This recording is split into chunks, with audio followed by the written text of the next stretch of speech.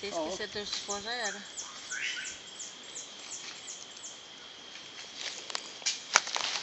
Rapaz, estamos aqui na roça. E eu já perdi o dinheiro dentro do bolso, que tava no meu bolso. Perdeu? Não, mudei de bolso. Bem, você vai dar de barriga, não é não? Cara, vai me dar dor de barriga. Não dá?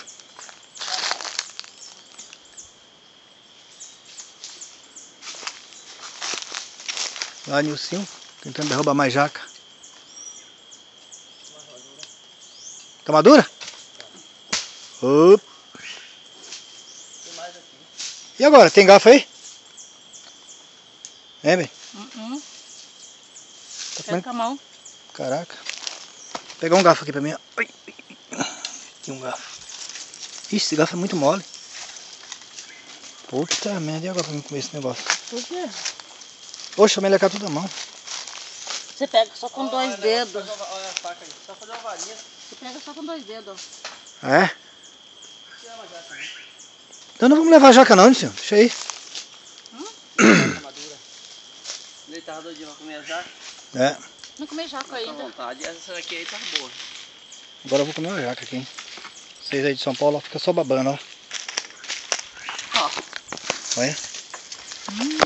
Ai, caramba. Eita lasqueira, a pior coisa é não ter um garfo.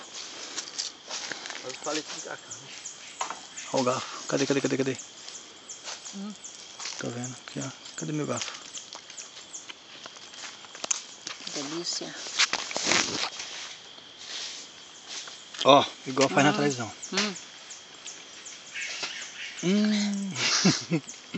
Boa, hein? Muito bom. Pensa num negócio bom, não precisa nem comida. Eu como 100 bagos por minuto. Credo, não é assim que come não. Aqui, se quiser molhar o dedo. Aí, bem. Aí, espeto. Espetão. O baiano não querendo sujar o dedo de jaca, pensa. É mole. E eu que sou paranaense, Ó. tô metendo meus dedão lá.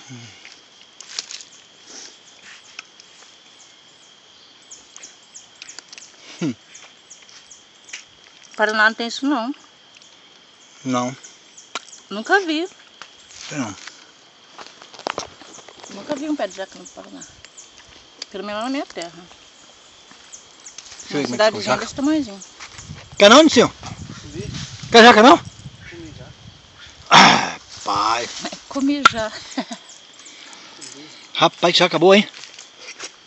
Essa tá uma sobremesa perfeita. Pra poder dar risada. Já tá pingando mel. Ó bem. Peraí, deixa eu parar a Credo gravação. que guloso, isso vai te dar dor de barriga. Dor de barriga?